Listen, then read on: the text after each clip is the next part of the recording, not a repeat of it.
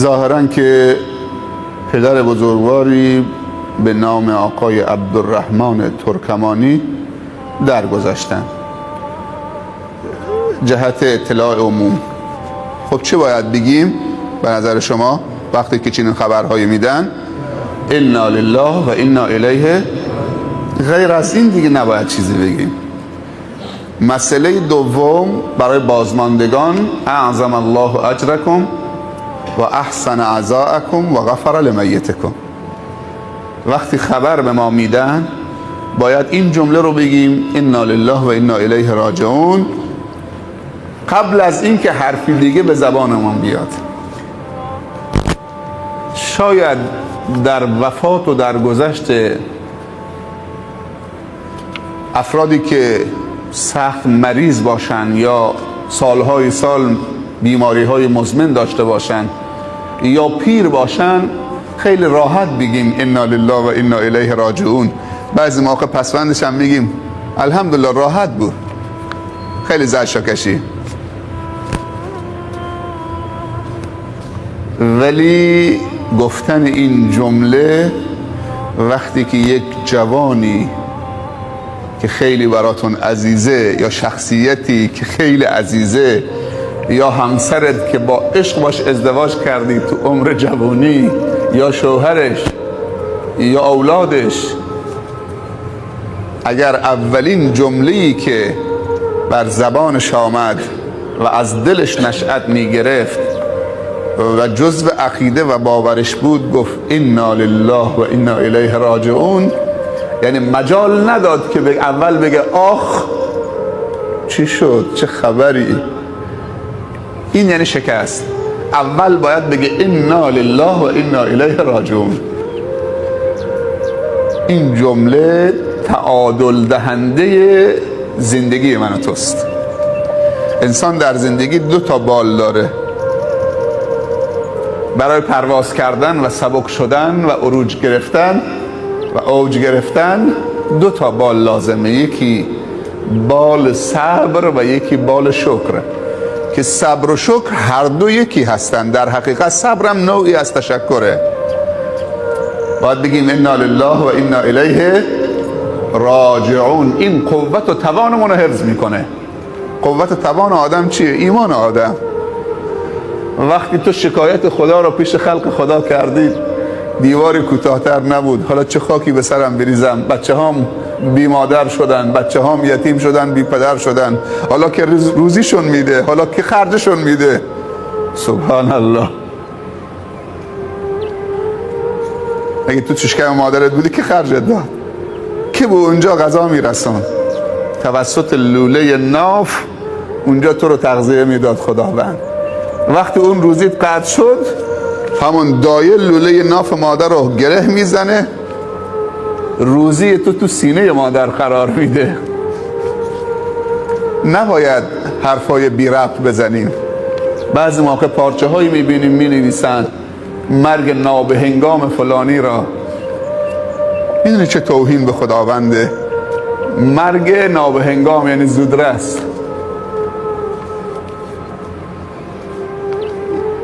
خدا را متهم میکنیم که تو نمیدونستید این جوان بود، هنوز باید عمری میکرد، باید پیر میشد بعد میمرد. چرا زود فرستادی؟ تشخیص درست نبوده. معنیش اینه دیگه. یقشون رو پاره میکنن، خاک میریزن تو سرشون، حرفای بی رفت میزنن. قرار نشد اگر یه نفر به رحمت خدا رفت ایمان ما هم همراه اون بره.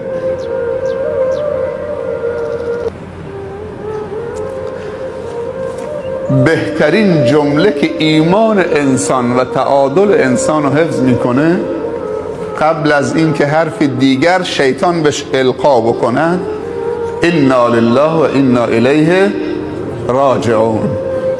خلاص، کار خدا، شکر خدا، الحمدلله. مشهور است که پدری در مدینه بیتابی میکرد، فرزند عزیزش فوت کرده بود. بخشید یک داستان دیگه، یک داستانی هم هست. خداوند ملک الموت رو فرستاد برو قبض روح جگرگوشه فلان بنده من اسم برد، برو پیشش قبض روح جگرگوشش بکن، همون عزیز دلبندش. وقتی که ملک الموت رفت دید که این پدر خیلی این بچه‌شو دوست داره، ولی امر خداست. قبض روحش کرد، برگشت. الله سبحانه و تعالی ازش سوال کرد ملک الموت قبض روح فلان بنده منو کردید؟ قبضتم ولد عبدی فلان؟ قبض روح فرزند فلان بنده منو کردید؟ گفت بارالله خودت منو فرستادی، همین الان گفتی برو. گفت نه، میخوام که از شما بشنوم. گفت بله. گفت قبضتم ثمرة فؤاده؟ جگرگوششو ازش گرفتید؟ بارالله امر تو بود. گفت بله ای رب، من دستور رو به جا آوردم. اما جمله سوال سوم خداوند گفت فماذا قال عبدی؟ این نکته خیلی مهمه. به ملک الموت گفت وقتی که جگرگوشش رو ازش گرفتید، جگرگوشی که بازی میکرد، روح داشت، یک دفعه مثل یک چوب خشکی جلوش افتاد، عکس العمل بنده من چی بود؟ اینجا خیلی مهمه برای خدا. گفت که ای رب، ملک الموت میگه حمدک و استرجع. گفت فقط همین دوتا جمله گفت همین دیگه، هیچ عکس العملی نشون نداد. گفت هیچ. گفت اون دوتا جمله چه بود؟ گفت حمدک، گفت الحمدلله، حمد خدا، شکر خدا. گفت جمله دوم گفت استرجع یعنی گفت انا لله و انا الیه راجعون. گفت همین دوتا جمله فقط گفت بله، دیگه هیچی، دست با خطا نکرد.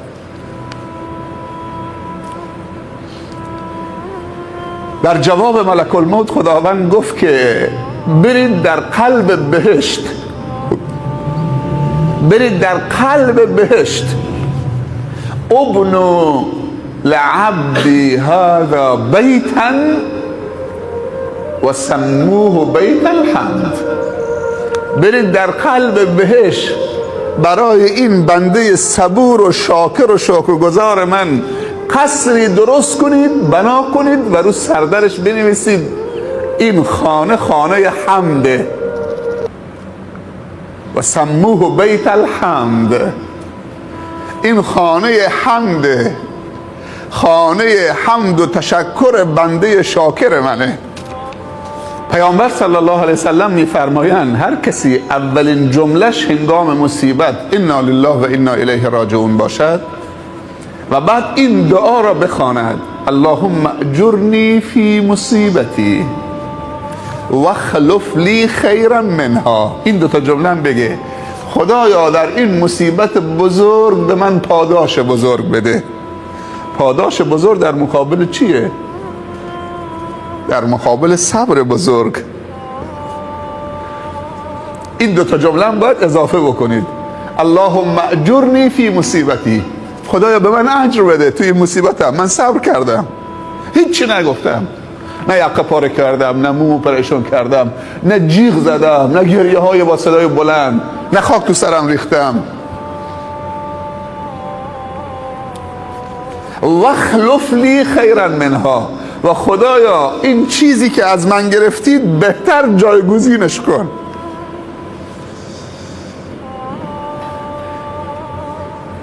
من بیچاره‌ای که عقیدم ضعیفه، نمیدونم که تو خزینه خداوند بهترین ها وجود دارد. فکر میکنم همین پسر من بهترینه، فکر میکنم که همسر من بهترینه، فکر میکنم مادر من بهترینه، خواهر فکر میکنه شوهر خودش بهترینه. من یه مثال میزنم، همه تصدیق میکنید که بهترین ها نزد خداست.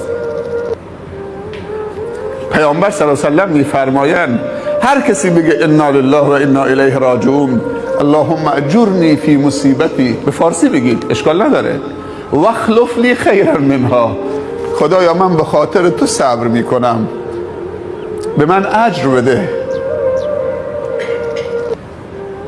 خدایا چیزی که از من گرفتی مال خودته، اختیارش دارید، بهتر تو خزینه تو هست، بهتر به من بده.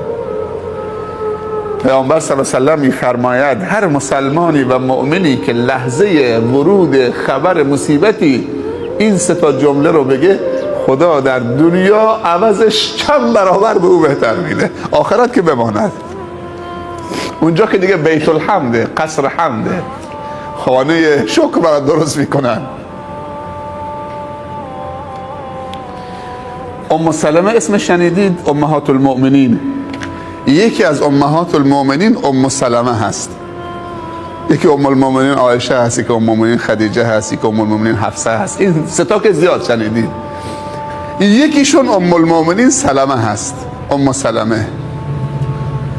این میگه من این حدیث و توصیه از پیامبر شنیده بودم تا اینکه ابو سلمه شوهرم فوت کرد. میگه من این حدیث رو تجربه کردم. میگه شوهرم ابو سلمه فوت کرد. 2 تا جمله اول گفتم، جمله سوم نمیتونستم بگم. چقدر راحت داره صحبت میکنه.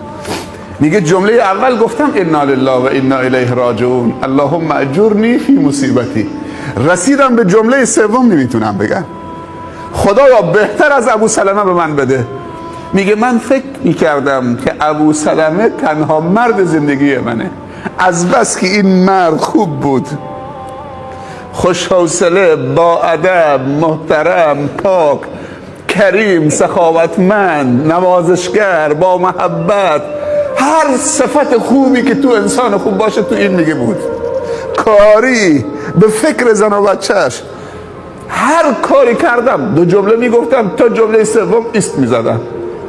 تو ذهنم میآمد یعنی کسی بهتر از ابو سلمه دیگه شوهر برای من و بابا برای پسر من پیدا میشه. ولی یه لحظه فکر کردم که خیر در اون چیزی که پیامبر صلی الله علیه و سلم گفته. این وسواس شیطانی است. بر خودم پیروز شدم. یک دفعه گفتم، بعد از که این همه کلنجار رفتم با خودم، یک دفعه گفتم که واخلف لی خیرا منها، خدایا بهتر از ابو سلمه به من بده. دیگه راحت شدم. مثل این که یک بار سنگینی رو دلم بود، تا همین که این جمله رو گفتم سبک شدم.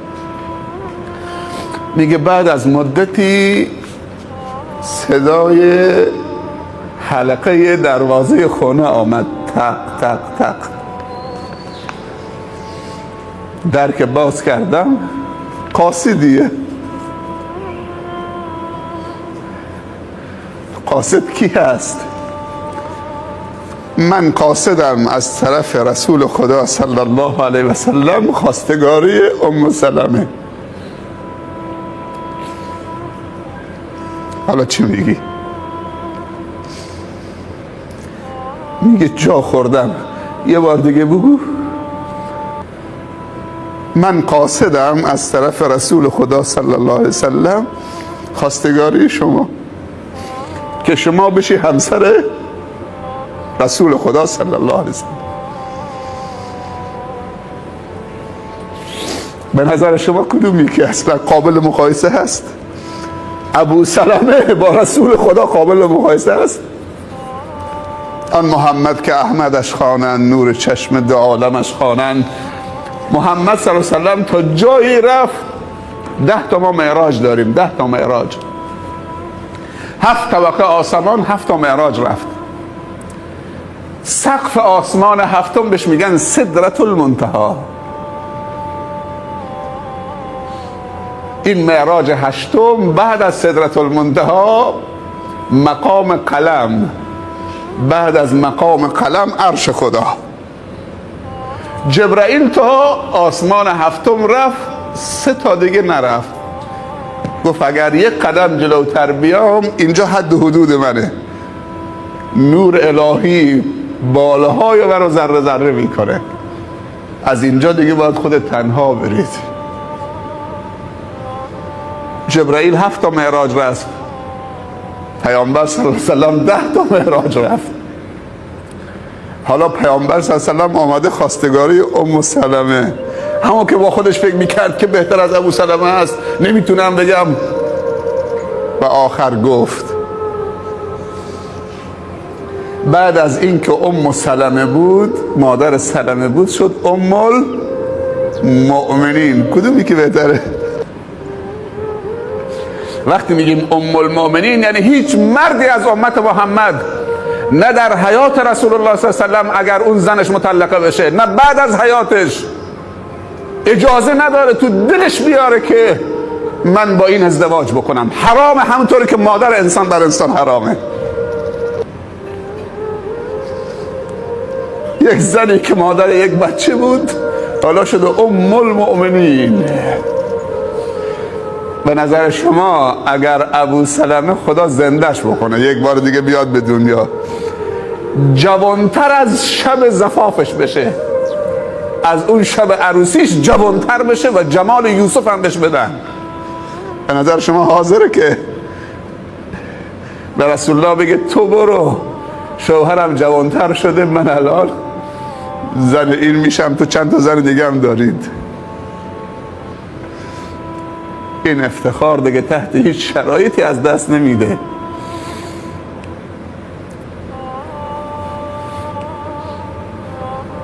ما باید خودمون رو وفق بدیم با فرهنگ دینیمون.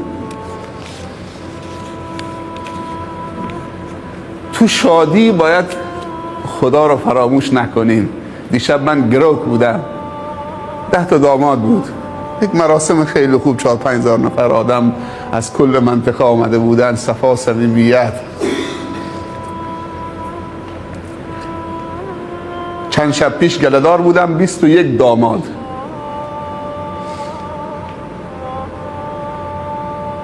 یکی از جوانای اونجا که مجری بود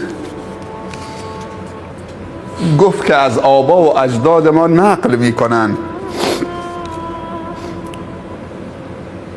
از آبا و اجدادمون نقل میکنن که قدیما میگفتن اگر کسی تو زندگیش مشکل داره بره پیش تازه داماد و تازه عروس تقاضای دعا بکنه که اینا مستجاب الدعا هستن. شنیدید اینو؟ شما قبول دارید؟ عزیزمون میگه نه، تازه داماد تازه عروس مستجاب الدعاست، حقم داره. ولی اگر تازه عروس و تازه داماد مستجاب الدعا نباشه، اون پدر سال خورده‌ای که 80 سالشه هرچی شهوت بوده تمام شده، اگر دختر 15 ساله ملکه زیبایی دنیا هم جلوش بذاری دیگه تحریک نمیشه. اینو یقین بدونید که اون پدر مستجاب الدعا نیست، چون اگر دلش هم میل بکنه دیگه هیچی نمانده که میل بکنه. ولی کسی که 25 سالشه شهوت به اوج، مشکلات داماد شدنم به اوج، خرج و مخارجم اوج، موانع برای به عفت رسیدنم وجود داره، برای پایمال شدنم وجود نداره. زن حلال 50 میلیون تومان، حرام مفتی. این جوان اگر شهوتشو کنترل بکنه، از خدا بترسه، تسلیم امر خدا بشه، به ازدواج پناه ببره، یعنی به خدا پناه برده. کسی که میتونه زنا بکنه بگه من از خدا میترسم، خدایا کمکم کن تا ازدواج کنم، من نمیخوام شرمنده تو باشم یا رب، تو صاحب فضلی بر من. به نظر شما این جوان مستجاب الدعا نیست؟ چقدر خوب گفتن این پیرمردای گله‌دار.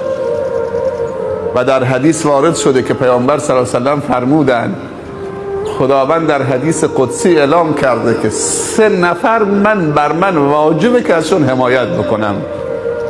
نفر اول مجاهدی که اسلحه گرفته فقط برای رضای من، نه برای شهرت، نه برای غنیمت و مال، برای وعده هایی که بهش دادن تو رو فلان میکنیم، تو رو فلان میکنیم، فقط برای نشر دین من و رضای من جهاد میکنه.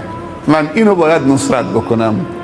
نفر دوم جوانی که در معرض خطر فحشا هست برای حفظ عفتش رو به ازدواج می آورد که عفتش رو حفظ بکنه و از من میترسه. فقط گفته حتی این جوان اگر فقیرم باشه من از فضل خودم بی منت پدر و مادرش من از فضل خودم از در غیب کمکش میکنم و غنیش میکنم.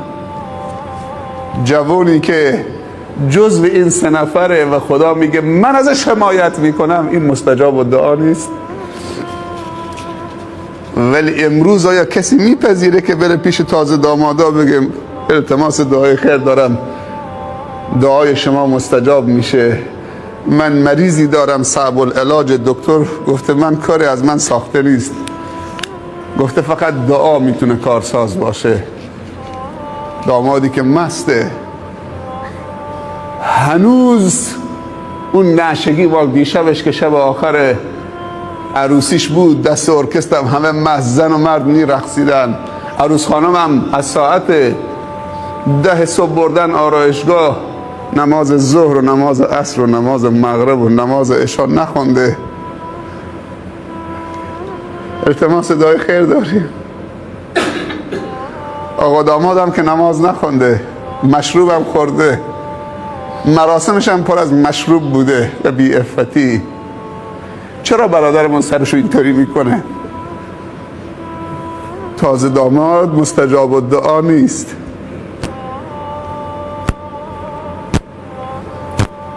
از کی مستجاب الدعا نشده؟ از زمانی که پشت کردیم به فرهنگمون، به دینمون، به آیینمون. من میخوام شاد باشم، بیا لطی، بیا تا بزنیم کیف بکنیم.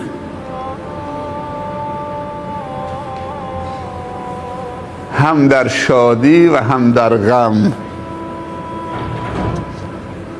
اگر مؤمنی در روز جمعه اهل قبله باشه، اهل تقوا باشه، اهل خدا باشه، در شب جمعه یا روز جمعه بمیره، دفن نبو بمیره، حالا دفنش هم شنبه باشه جای خودش، ولی اگر در شب جمعه یا روز جمعه بمیرد از عذاب قبر در امانه.